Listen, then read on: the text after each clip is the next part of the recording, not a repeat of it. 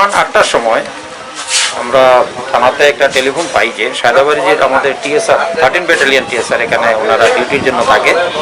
তো ওখান থেকে একজন ফোন করে জানালো যে তাদের মেজর নাম হচ্ছে অমৃতলাল সিনহা, ওনার বাড়ি কাঞ্চনবাড়ি, তো বয়স 56 এরকম হবে। তো উনি গুলির দ্বারা আত্মহত্যা করেছে। তো সেই খবর পেয়ে আমরা যথারীতি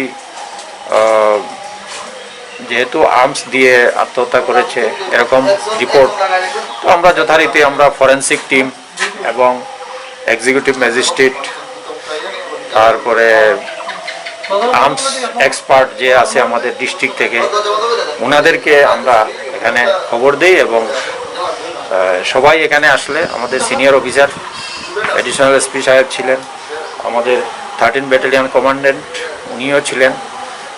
তো ওনাদের উপস্থিতিতে এবং তাদের যে আত্মীয় স্বজন, যে ব্যক্তি মৃত ব্যক্তির আত্মীয় স্বজন ছেলে ভাই, ওদের সামনে আমরা এই দেহ পরীক্ষা করি এবং দেখিতে পাই যে উনি বুলেটের দ্বারা নিজের যে AK-47 রাইফেল, সেই রাইফেলের গুলির দ্বারা আত্মহত্যা করেছেন বলে আমাদের প্রাথমিক ধারণা।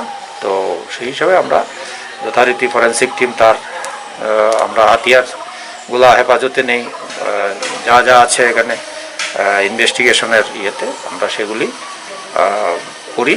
এবং এখন আমরা দেহ কুমারঘাট ফটিক রায় যে মর্গ আছে সেখানে পাঠিয়ে দিয়েছি।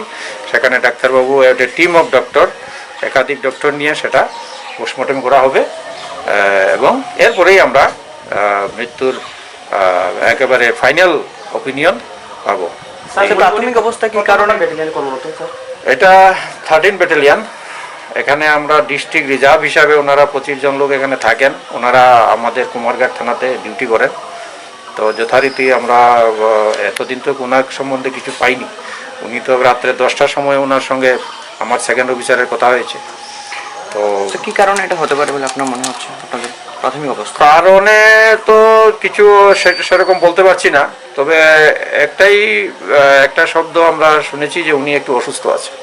স্যার উনি সায়দাবাড়ি কতদিন যাবত এখানে উনি অনেক বেশ কয়েক মাস যাবত আছে, উনি ডিউটি করতেছে অনেক দিন যাবত।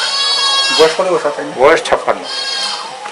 Please subscribe Borok Post for latest news and updates. Follow Borok Post in borokpost.com, Facebook and Twitter.